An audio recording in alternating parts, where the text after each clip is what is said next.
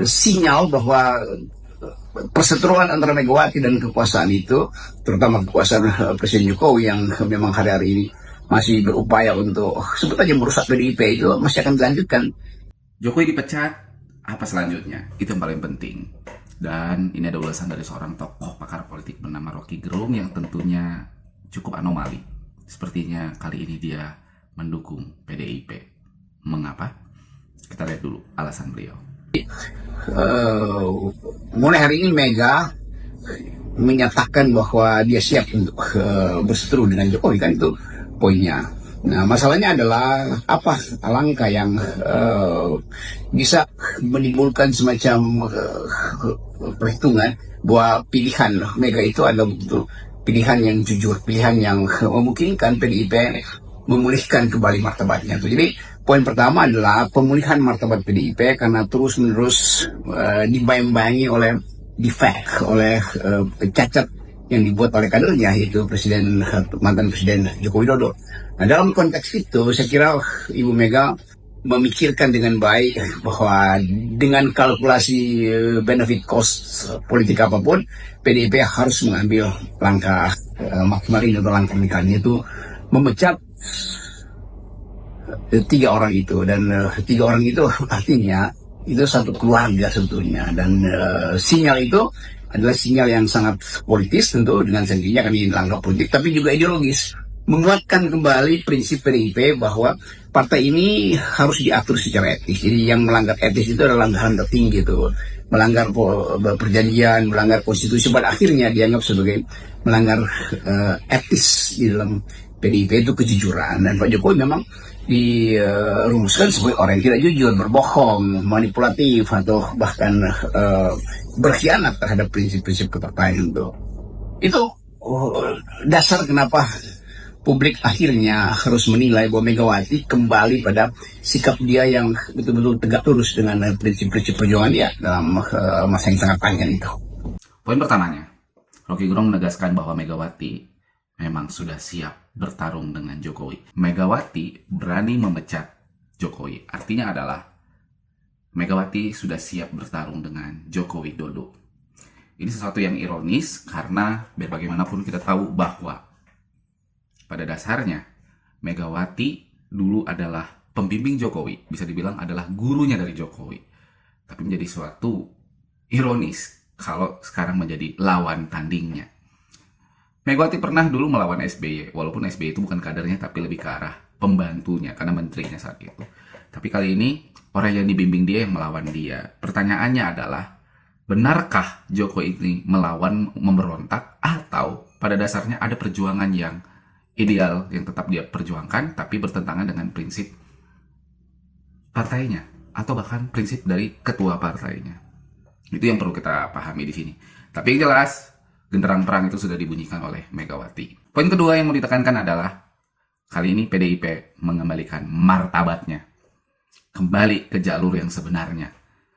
Karena selama ini katanya sudah dirusak oleh kadernya sendiri yang menjadi presiden, yaitu Joko Widodo. Jadi Megawati di sini menegaskan kembali jalan tegak lurus dari partainya. Intinya dengan memecat 3 orang, yaitu seorang Joko Widodo, Gibran maupun Bobi, termasuk juga 20-an orang yang katanya juga membelot ke mereka.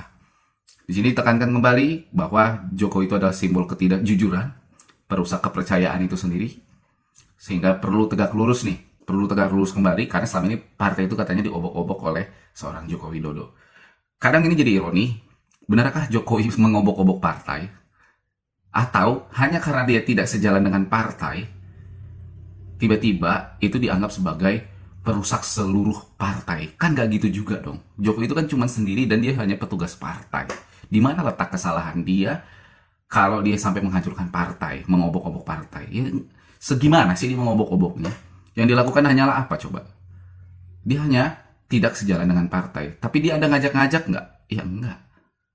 Marwarar diajak, saya rasa dengan ini bisa 2 hal ya. Marwarar, Budiman, bahkan Effendi Simbolon itu pun mungkin saya pikir belum tentu diajak sama Jokowi. Jangan-jangan itu niat mereka sendiri. Karena lihat partainya sendiri juga mulai merosot, mulai bobrok gitu loh. Haus ambisi kekuasaan.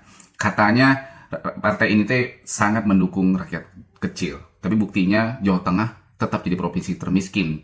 Dari 2004 mereka di situ menjadi pemenang kepala daerah, tapi tidak ada perkembangan yang signifikan, bahkan dari seorang Ganjar sekalipun. Nah, jadi ini jadi pertanyaan kembali, benarkah sebenarnya yang rusak itu karena partai ini rusak karena seorang Joko Widodo, atau memang dari awal sudah bom waktu kalau kepemimpinan dari ketua itu yang harus diganti? Jokowi hanya seperti orang yang memberani melawan saja gitu, karena dia memang dari awal jujur saja tidak ada ambisi apapun gitu. Terlepas anaknya sekarang jadi wakil presiden, yang minta juga siapa sih? Kan gitu. Yang minta siapa? Kan gitu. Tidak ada tuh Jokowi menyodor-nyodorkan. Ingat, itu udah banyak yang bersaksi soal ini.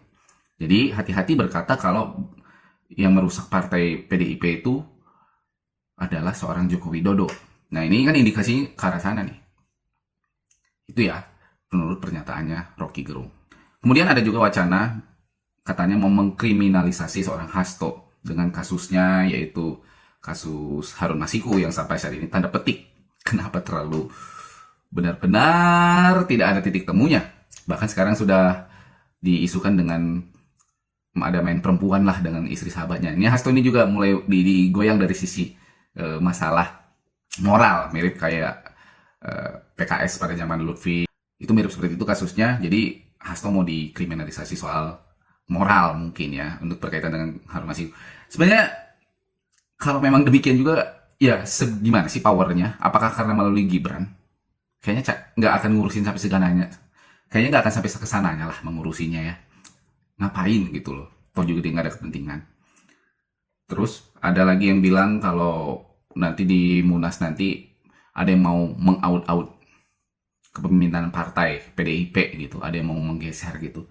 Sekali lagi gini loh, Jokowi kayaknya cuma diam-diam aja, nggak ada gimana-gimana, tapi yang repot kan PDIP, bener nggak?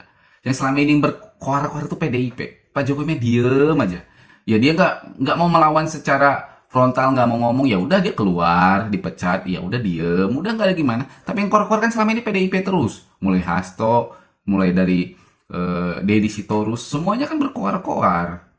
Nah ini jadi pertanyaan, sebenarnya yang cacing kepanasan itu siapa sih? PDIP atau Jokowi? Kan gitu. Ya kalau ini ada yang out-outan mau ngapain Munasnya, ya sekarang gini lah, Jokowi powernya apa sih sekarang? Sehebat apa sih dia kok bisa masuk ke gelanggang PDIP? Kan nggak mungkin lagi kan, sudah nggak bisa lagi kan. Tapi kenapa sih itu kayak seolah-olah itu Jokowi? Jangan-jangan kalian sendiri juga memanfaatkan Jokowi, menaikkan tren kalian sendiri, PDI gitu loh. Jangan itu permainannya, sengaja. Apalagi dipecatnya di akhir-akhir, katanya ya menghormati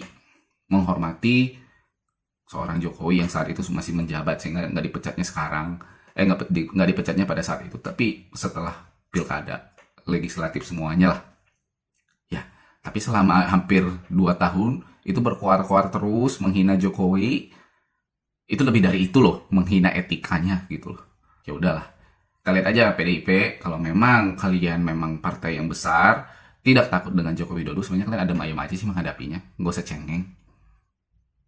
Hadapi aja kalau memang demikian. Tapi kalau memang harus ada pembaharuan, ada gerakan pembaharuan itu, dan ini upaya kalian untuk meredamnya, wah hati-hati, jangan-jangan benar akan ada pemberontakan dari dalam. Demikian ulasan kali ini. Kalau ada mau diskusi, silahkan di kolom komentar, nanti kita akan lanjut lagi dalam video yang lain. Terima kasih, sampai ketemu lagi.